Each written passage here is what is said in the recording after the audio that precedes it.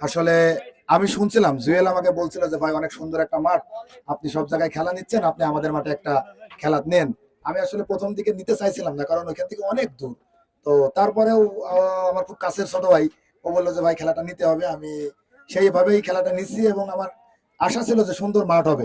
তো আমি এসে যেমন চিন্তা করছিলাম আসলে মাঠটাও সুন্দর। আর সব থেকে ভালো লেগেছে যে এখানকার যে কমিটির যে শৃঙ্খলা, মানে দর্শকদের বসার পরিবেশ এবং সিস্টেম, সব মিলাই আমি আসলে এখানে এসে হ্যাপি। এবং যে গল্প শুনছিলাম যে এই মাঠের যে একটা ধারাবাহিক টুর্নামেন্ট করে আকুন্দাবাড়িয়া, এর আগে আমাদের হরিণাকুণ্ড থেকে আন্দুলিয়া চ্যাম্পিয়ন হয়ে গেছে। তো সেই ধারাবাহিকতায় আমি আসছি হরিণাকুণ্ড থেকে।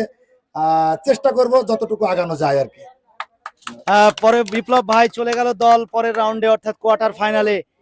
দলের যে সদস্যদের খেলা আপনি দেখলেন এখানে, কি ধরনের পরিকল্পনা সামনে আপনি নেবেন যে পরবর্তীতে প্রতিপক্ষকে ঘায়েল করার জন্য? যেহেতু আপনি জোড়াদা মাঠের ফাইনালিস্ট দল, এটা কিন্তু মান এবং সম্মানের প্রশ্ন কিন্তু জড়িয়ে আছে। দর্শকরা কিন্তু বলছে যে এই বিপ্লব ভাই কিন্তু জোড়াদা মাঠে চ্যাম্পিয়ন হতে যাচ্ছে, ফাইনাল খেলবে, বিগ বাজেটের দল করে, এই মাঠেও নিশ্চয়ই চ্যাম্পিয়ন হওয়ার জন্য মাঠে এসেছে। কি বলবেন দর্শকদের? ধন্যবাদ। আসলে চ্যাম্পিয়ন জিনিসটা আসলে খুব কঠিন জিনিস। আমি বিগত 3 বছর আমার এই একাডেমিটা চালু করছি। প্রায় 60 থেকে 70টা প্লেয়ার আছে আমার একাডেমিতে খেলা করে। আমি বেশিরভাগ খেলোয়াড়গুলো, মানে বেশিরভাগ খেলাগুলোই আমাদের নিজেদের প্লেয়ার দিয়েই খেলাই, দু একটা বাইরে থেকে করি।